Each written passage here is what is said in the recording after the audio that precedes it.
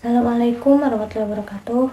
Perkenalkan, nama saya Pugu Samyotopo Anda dengan NIM 122202023 dari kelas PAI 4F. Di sini saya akan memaparkan materi presentasi saya tentang teknik penyusunan instrumen penilaian psikomotorik. Adapun materi yang akan saya bahas yaitu ada 4 poin. Yang pertama ada pengertian instrumen penilaian psikomotorik, yang kedua pengolahan ranah psikomotorik dan alat instrumen untuk mengukur ranah psikomotorik. Yang ketiga ada teknik penyusunan penilaian psikomotorik, dan yang keempat ada faktor dan prinsip yang dijadikan pertimbangan dalam penyusunan penilaian psikomotorik. Yang pertama ada pengertian instrumen. Instrumen adalah suatu alat yang digunakan untuk mengukur suatu objek dalam bidang pendidikan. Instrumen digunakan untuk mengukur prestasi siswa belajar. Nah, perkembangan hasil belajar siswa dan tes adalah suatu alat penilaiannya. Instrumen dibagi menjadi dua, yaitu tes dan non-tes. Tes adalah alat atau prosedur yang digunakan dalam rangka pengukuran dan penilaian. Tes bisa berupa tes prestasi belajar, tes bakat, dan tes kemampuan akademik. Nah, tes sebagai alat penilaian pernyataan-pernyataan yang diberikan kepada siswa untuk mendapatkan jawaban dari siswa dalam bentuk lisan, dalam bentuk tulisan, atau pada tes umumnya yang digunakan untuk menilai dan mengukur hasil belajar siswa. Yang kedua ada non-tes, yaitu skala penilaian, pedoman observasi, pedoman wawancara, angket, pemeriksaan dokumen, dan sebagainya. Yang selanjutnya yaitu pengertian penilaian psikomotorik. Nah, hasil belajar peserta didik dapat dikelompokkan menjadi 3, yaitu kognitif, afektif, dan psikomotorik. Nah, ketiga ranah ini tidak dapat dipisahkan satu sama lainnya secara eksplisit. Nah, ranah psikomotorik adalah ranah yang sangat berkaitan dengan keterampilan atau skill setelah seseorang menerima pengalaman belajar tertentu. Keterampilan ini sendiri menunjukkan tingkat keahlian seseorang dalam suatu tugas atau sekumpulan tugas tertentu. Nah, psikomotorik berhubungan dengan hasil belajar yang tercapai melalui keterampilan skill sebagai hasil dari tercapainya kompetensi pengetahuan. Kompetensi keterampilan ini sebagai implikasi dari tercapainya kompetensi pengetahuan dari peserta didik.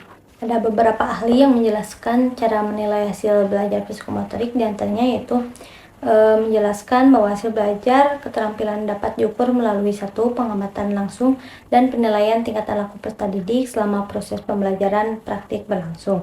Yang kedua, sesudah mengikuti pembelajaran, yaitu dengan jalan memberikan tes kepada peserta didik untuk mengukur pengetahuan, keterampilan, dan sikap. Nah, yang ketiga, beberapa waktu sesudah pembelajaran selesai dan kelak dalam lingkungan kerjanya. Nah, yang selanjutnya ada penggolongan ranah psikomotorik, yaitu ada 5. Yang pertama yaitu imitasi. Imitasi adalah kemampuan melakukan kegiatan-kegiatan sederhana dan sama persis dengan yang dilihat atau diperhatikan sebelumnya. Nah, yang kedua itu ada manipulasi. Manipulasi adalah kemampuan melakukan kegiatan-kegiatan sederhana yang belum pernah dilihat, nah tetapi berdasarkan pada pedoman atau petunjuk saja. Yang ketiga ada presisi.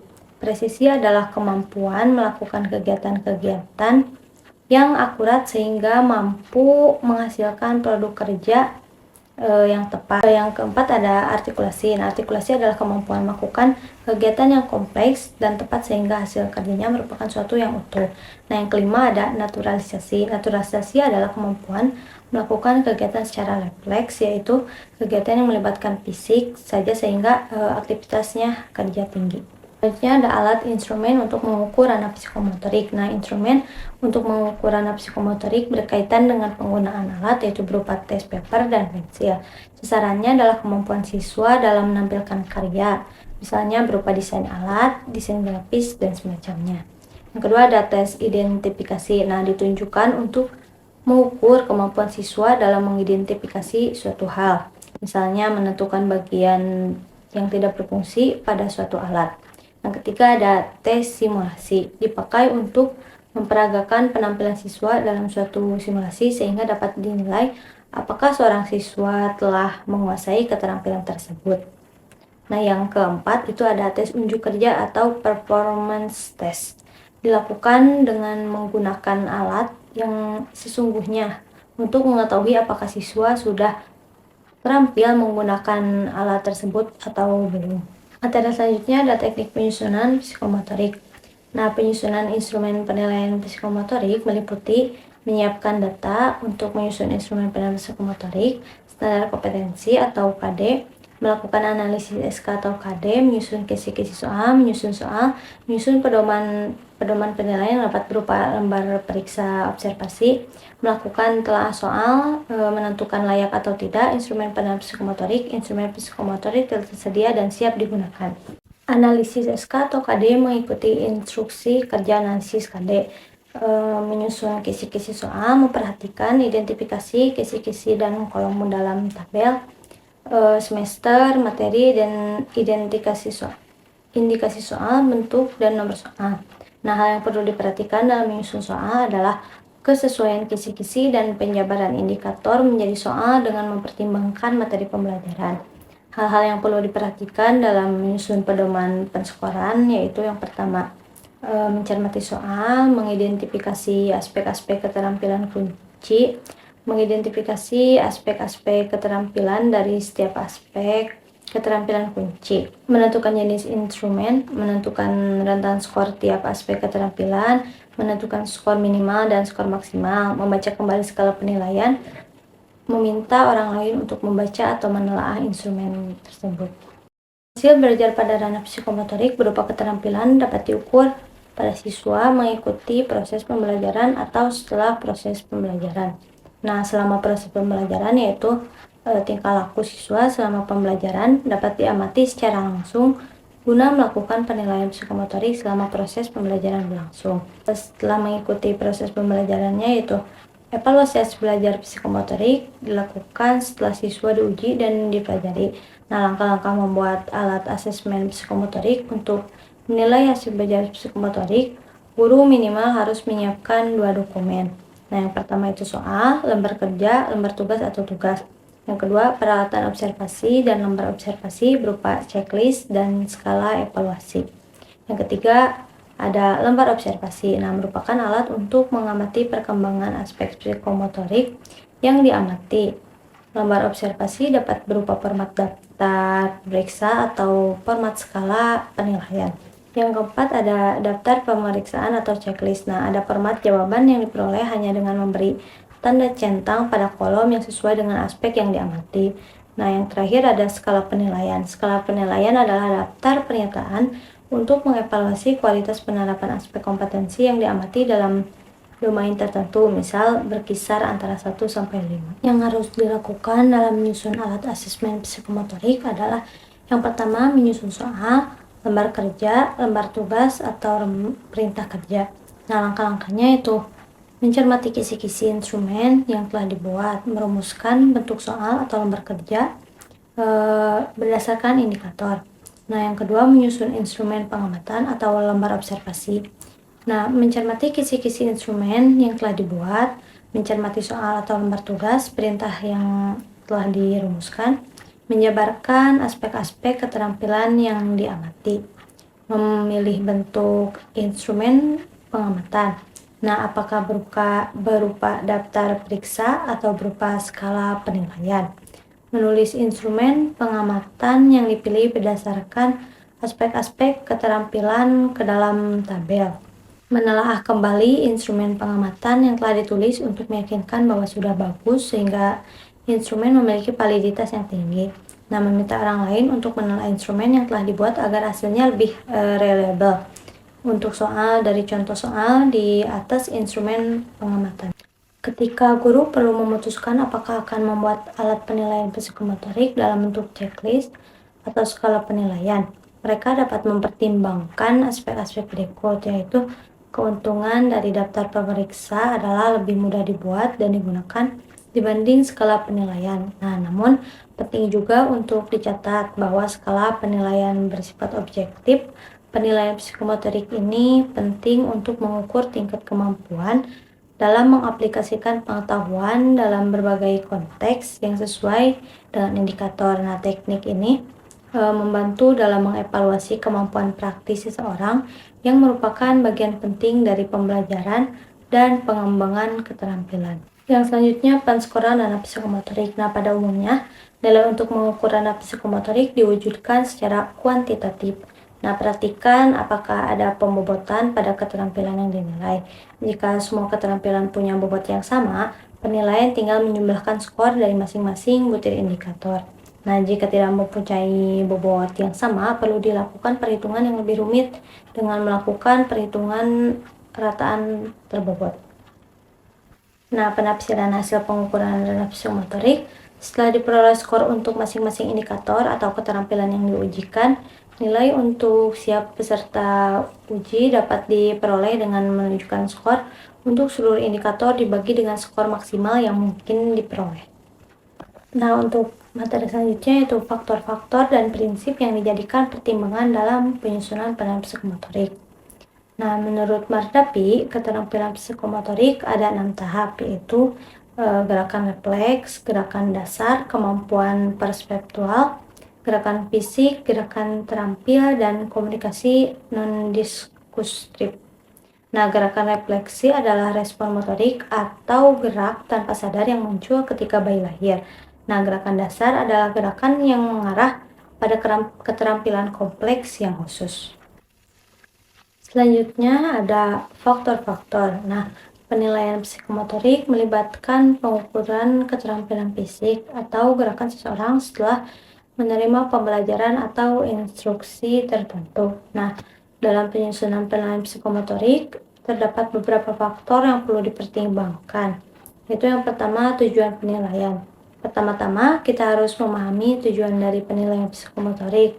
Nah, apakah kita ingin mengukur keterampilan motorik kasar, yaitu seperti berjalan atau beralih, atau keterampilan motorik halus seperti menulis atau menggambar. Nah, tujuan ini akan memengaruhi desain instrumen penilaian tersebut. Yang kedua ada konteks dan lingkungan. Lingkungan tempat penilaian dilakukan juga mempengaruhi hasil, misalnya apakah penilaian dilakukan di dalam ruangan atau di lapangan. Faktor-faktor seperti ini seperti pencahayaan, kebisingan, dan keamanan itu juga harus diperhatikan. Nah, yang ketiga ada instrumen penilaian. Nah, pemilihan instrumen penilaian sangat penting. Apakah kita akan menggunakan tes tertulis, observasi langsung, atau portofolio. Nah, setiap instrumen memiliki kelebihan dan kelemahan masing-masing. Yang keempat ada validitas dan reliabilitas. Nah, instrumen penilaian harus valid, yaitu mengukur apa yang seharusnya diukur. Nah, dan realib adalah konsisten dalam memberikan hasil. Nah, pastikan instrumen yang digunakan telah diuji validitas dan reliabilitasnya. Yang kelima ada kriteria penilaian. Nah, tentukan kriteria yang akan digunakan untuk menilai keterampilan. Apakah kita akan menggunakannya skala monerik, deskriptif, atau kategori. Nah, kriteria ini juga harus jelas dan mudah dipahami. Yang selanjutnya itu pengamatan dan pengukuran. Bagaimana kita akan mengamati dan mengukur keterampilan, apakah kita akan menggunakan rubrik atau daftar periksa. Nah, pastikan pengamatan dilakukan secara objektif. Selanjutnya itu konsistensi penilaian. Nah, jika ada lebih dari satu penilaian, pastikan mereka memiliki pemahaman yang seragam tentang kriteria penilaian. Nah, lakukan pelatihan kepada penilaian agar hasil penilaiannya konsisten. Yang selanjutnya itu konteks kultural dan sosial. Nah, pertimbangkan faktor budaya dan sosial yang dapat mempengaruhi keterampilan seseorang, misalnya norma-norma budaya atau perbedaan latar belakang sosial. Nah, baik, yang selanjutnya itu ada prinsip-prinsip. Agar memperoleh hasil maksimal, penilaian harus berdasarkan pada tujuan yang ingin dicapai. Nah, adapun untuk penilaian hasil belajar psikomotorik siswa, Arifin menjelaskan bahwa ada beberapa prinsip yang harus diaplikasikan. Nah, untuk prinsip-prinsip tersebut adalah sebagai berikut. Yang pertama ada kontinuitas. Nah, penilaian tidak boleh dilakukan secara insidental. Karena pendidikan itu sendiri adalah proses yang kontinu, maka penilaian harus dilakukan terus-menerus. Nah, hasil penilaian yang diperoleh pada suatu waktu harus senantiasa dihubungkan dengan hasil-hasil dalam waktu yang sebelumnya, sehingga dapat diperoleh gambaran yang jelas dan berarti tentang perkembangan peserta didik. Yang kedua ada keseluruhan. Nah, penilaian harus dilakukan secara menyeluruh terhadap seluruh objek yang mencakup semua dimensi yang ada dalam aspek psikomotorik. Nah, seluruh komponen harus mendapatkan perhatian dan pertimbangan yang sama dalam mengambil keputusan. Yang selanjutnya itu ada objektivitas. Nah, penilaian hendaknya dilakukan seobjek mungkin. Oleh sebab itu, perasaan-perasaan, keinginan-keinginan, prasangka-prasangka yang bersifat negatif harus dijauhkan. Nah, penilaian harus didasarkan pada kenyataan yang sebenarnya. Yang selanjutnya yaitu kooperatif. Nah, prinsip ini sangat erat kaitannya dengan prinsip-prinsip di atas tadi ya. Dalam prinsip ini terkandung maksud bahwa setiap kegiatan penilaian hendaknya dilakukan bersama-sama oleh pihak yang bersangkutan seperti guru, kepala sekolah, orang tua, bahkan siswa itu tersendiri.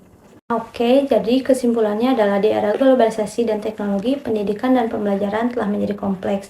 Salah satu aspek penting dalam proses pembelajaran adalah pengajaran, yang sangat penting untuk mengevaluasi kemampuan dan pemahaman siswa.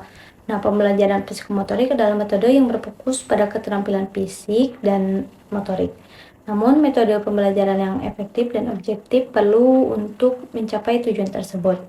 Nah, instrumen sangat penting untuk pengajaran karena membantu guru mengidentifikasi kemampuan motorik siswa, meningkatkan perhatian dan fokus mereka, serta membantu mencapai tujuan pendidikan. Nah, hasil ini juga membantu dalam mengurangi variabilitas individu dan kondisi pembelajaran. Teknik penyusunan penilaian psikomotorik,